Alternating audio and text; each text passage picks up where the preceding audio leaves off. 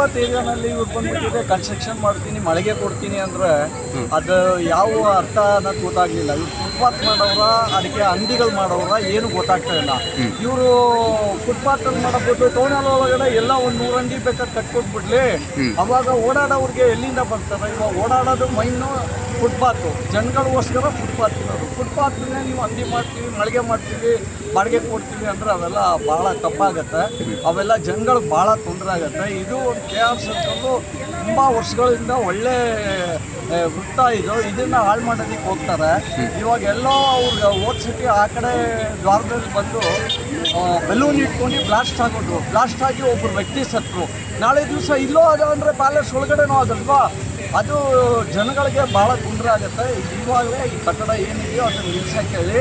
ಇನ್ನೂ ಆ ಲ್ಯಾಂಡ್ಸ್ಟೋನ್ ಬಿಲ್ಡಿಂಗು ಅಲ್ಲೆಲ್ಲನೂ ಇನ್ನೂ ಬಿದ್ದಿರೋದು ಕನ್ಸ್ಟ್ರಕ್ಷನ್ ಮಾಡಿ ಕೊಟ್ಟಿಲ್ಲ. ಇಲ್ಲಿ ಏನಕ್ಕೆ ಇವ್ರು ತೆಗಿಬೇಕು? ಅಲ್ಲಿ ಹೋಗಲಿ, ಅಲ್ಲೆಲ್ಲ ಕನ್ಸ್ಟ್ರಕ್ಷನ್ ಮಾಡಲಿ, ಕೊಡಲಿ. ಹಿಂಗೂ ಬೇಕಾ? ಇವಾಗ ಇಲ್ಲಿ ಮಳಿಗೆ ಹಾಕೋಬೋದು, ಟೌನಲ್ಲಿ ಒಂದು 150 ಮಳಿಗೆ ಮಾಡಿಬಿಡ್ಲಿ, ಟೌನಲ್ಲಿ ಒಳಗಡೆ ಕೊಡಲಿ. ಫುಟ್ಪಾತಲ್ಲಿ ಯಾರು ಕೊಡ್ತಾರೆ? ಯಾರಿಗೂ ಗೊತ್ತಿಲ್ಲದೆ ಇರೋ ವ್ಯಕ್ತಿ ಕೂಡ ಇದನ್ನು ಒಪ್ಪೋದಿಲ್ಲ. ಈ ಕೂಡಲೇ ಅದನ್ನೆಲ್ಲ ನಿಲ್ಲಿಸ್ಬೇಕು.